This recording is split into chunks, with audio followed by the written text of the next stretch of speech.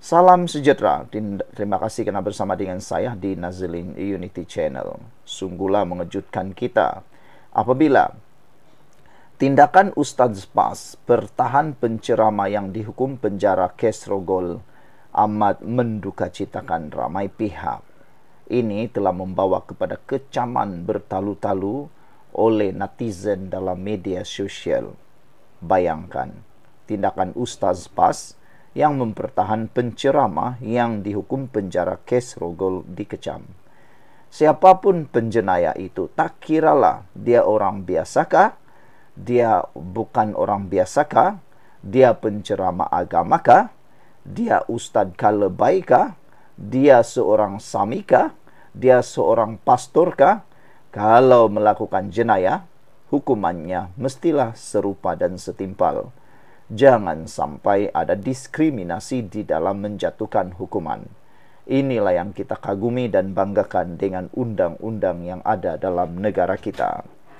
Tindakan seorang penyokong PAS mempertahankan Ustaz Muhammad Fatih Mazlan.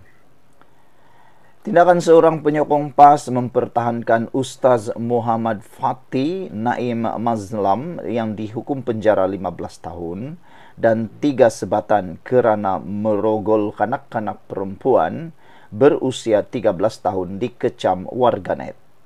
Terdahulu, Alif Mahari dari Terengganu menegaskan bahawa ustaz yang dipenjara termasuk kerana melakukan amang seksual fizikal terhadap remaja bawah umur itu jangan dihina.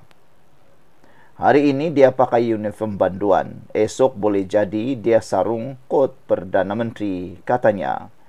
Di Malaysia, masuk penjara bukan tanda noktah karier seorang tokoh. Mungkin itulah tiket VIP untuk dia naik ke kerusi empuk Putrajaya, sindirnya di media sosial. Rata-rata netizen mengutuk Alif Mahari, termasuk mempersoalkan pendiriannya jika kes jenayah seksual itu berlaku kepada ahli keluarga sendiri.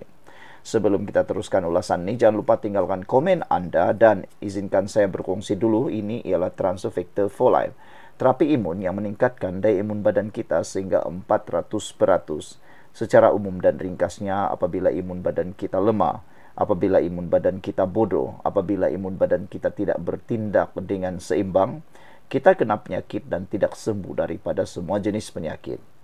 Tetapi terapi imun ini mengajar, mendidik, menguatkan dan menyeimbangkan imun badan kita.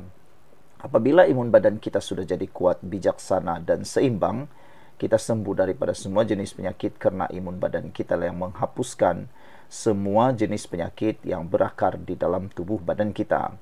Cepat dapatkan produk yang hebat ini melalui nombor telefon saya yang tertera. Produk ini lulus KKM halal, diperakui oleh doktor-doktor di seluruh dunia dan ini merupakan penemuan paling bersejarah dalam dunia kedokteran abad ini. Produk ini lulus KKM dan halal. Jika anda sudah berdoa bertahun-tahun untuk masalah kesihatan anda, mungkin ini jawapan yang Tuhan hantar untuk anda semua. Rata-rata netizen sebenarnya mengutuk Alif Mahari termasuk mempersoalkan pendiriannya jika kes jenayah seksual itu berlaku pada ahli keluarga sendiri. Cakap macam orang tiada pegangan agama, kata netizen. Kesalahan rogol bawah umur adalah jenayah yang amat hina. Di penjara sekalipun ia dianggap paling tercela. Jangan anggap perbuatan ini sebagai suatu yang hebat, tegas pengguna thread Aisyah Rehman. Dalam masa yang sama, perbandingan berbaur sinis yang digunakan oleh Ustaz Fas berkenan juga dikritik memandangkan jenayah rogol adalah dosa besar dan serius. Dalam ilmu balhalagha, ada beberapa istilah bila sesuatu ungkapan itu melampau. Bila dibandingkan dengan kes rogol kanak-kanak, ia sudah jatuh ke tahap gulo. Perbandingan melampau yang tidak wajar dari sudut adab dan sensitiviti jelas pengguna Facebook Muhammad Yunus. Pada 18 September lalu, Ustaz Muhammad Fatih Naim Mazlam yang berasal daripada Terengganu telah dihukum penjara 15 tahun dan 3 sebatan oleh Mahkamah Session Kuala Lumpur kerana merogol serta melakukan amang seksual fizikal terhadap seorang kanak-kanak perempuan berusia 13 tahun 4 tahun lalu. Mengikut pertuduhan pertama dan kedua, Fati 33 tahun didakwa merogol kanak-kanak perempuan berusia 13 tahun ketika itu di sebuah kenderaan yang diparking di dataran Eco World, Bandar Baru Pucuk Alam, Kuala Lumpur, Selangor jam 3 petang dan 7 malam awal Mei 2021. Suami kepada isteri, 3 isteri itu didakwa mengikut Seksyen 376 dalam kurungan 1 Kanun Keseksaan yang membawa hukuman penjara maksimum 20 tahun dan sebatan jika sabit kesalahan. Wah, ini mengejutkan kita. Rupa-rupanya lelaki ini sudah ada 3 orang isteri. Bapa kepada 8 anak itu turut didakwa atas 1 pertuduhan melakukan amang seksual terhadap kanak-kanak sama di tempat serupa pada Jun 2021. Pertuduhan itu dikemukakan mengikut Seksyen 14 dalam kurungan E Akta Kesalahan-Kesalahan Seksual terhadap Kanak-kanak 2017 yang membawa hukuman penjara maksimum 20 tahun dan sebatan jika sabit kesalahan. Sekian untuk kali ini. Jangan lupa tinggalkan komen Anda. Bye-bye.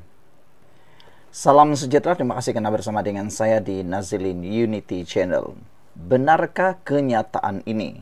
Yaitu pembangkang atau Kerajaan Perikatan Nasional dahulu hanyalah wajah yang penuh dengan kepura-puraan. Benarkah bahawa Perikatan Nasional berwajah sebuah gabungan yang hidup dengan bernyawa kerana duit, bukan kerana perjuangan, tegasnya dalam satu kenyataan? Persoalan ini memang sangat menarik perhatian kita, bahkan amatlah mendukacitakan kalau benar betul-betul berlaku.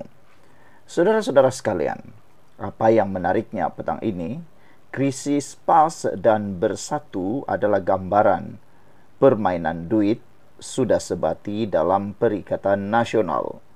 Pernyataan ini amat mengguris hati penyokong, bahkan para pemerhati politik. Angkatan Muda Harapan menegaskan bahawa pertelingkahan antara PAS dan Bersatu berhubung soal wang hanyalah gambaran budaya rasuah, salah guna sumber dan permainan duit yang sudah sebati dalam Perikatan Nasional PN. Ketua penerangannya Amar Atan berkata lebih mengejutkan, pengakuan mengenai wang itu datang sendiri daripada pimpinan kedua-dua parti terbabit. Pengakuan ini tidak bukan membongkar pekung sebenar Perikatan Nasional, sebuah gabungan yang hidup dan bernyawa kerana duit, bukan kerana perjuangan, tegasnya dalam satu kenyataan.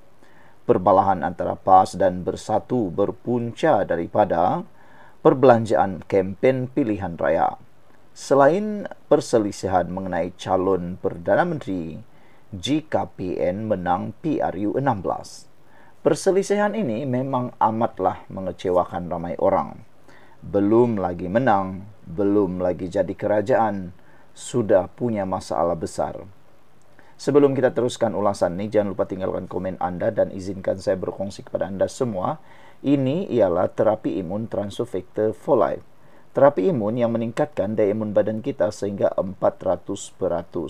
Secara umum dan ringkasnya, apabila imun badan kita lemah, apabila imun badan kita bodoh, apabila imun badan kita tidak lagi seimbang, kita kena penyakit dan sukar sembuh daripada semua jenis penyakit. Penyakit berakar di dalam tubuh badan kita.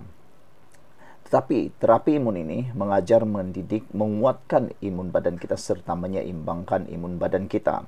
Apabila imun badan kita sudah jadi kuat, bijak dan seimbang, imun badan itulah yang menghapuskan semua akar penyakit yang ada dalam tubuh badan kita. Lalu kita sembuh daripada semua jenis penyakit. Cepat dapatkan produk yang hebat ini melalui nombor telefon saya yang tertera. Produk ini lulus KKM halal dan diperakui oleh doktor-doktor di seluruh dunia. Mungkin ini adalah jawapan kepada doa Anda selama ini yang mahu bebas, mahu sehat daripada sebarang jenis kesihatan. Saudara-saudara sekalian, perbalahan antara PAS dan daripada Bersatu menurut laporan ini berpunca daripada masalah kewangan serta perebutan calon Perdana Menteri jika PN menang pilihan raya. Mengulas lanjut, Amar berkata, rakyat tidak lupa. Sewaktu PRU15, Perikatan Nasional berbelanja besar, membanjiri media sosial dengan pempengaruh berbayar dan propaganda maya.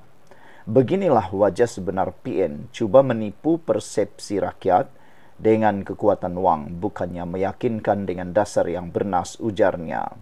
Naib Ketua Pemuda Amanah Nasional itu menegaskan lebih menjelekkan PAS yang sering menjajah imej Islam yang ternyata tidak lari daripada politik wang yang bercanggah dengan slogan perjuangan yang dilaungkan.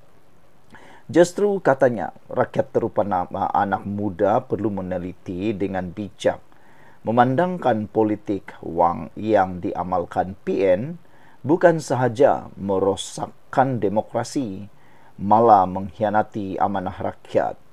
Masa depan negara tidak boleh ditentukan oleh siapa atau parti apa yang paling kaya, tetapi mesti dibina oleh siapa yang paling jujur dan berintegriti, tambah Amar lagi.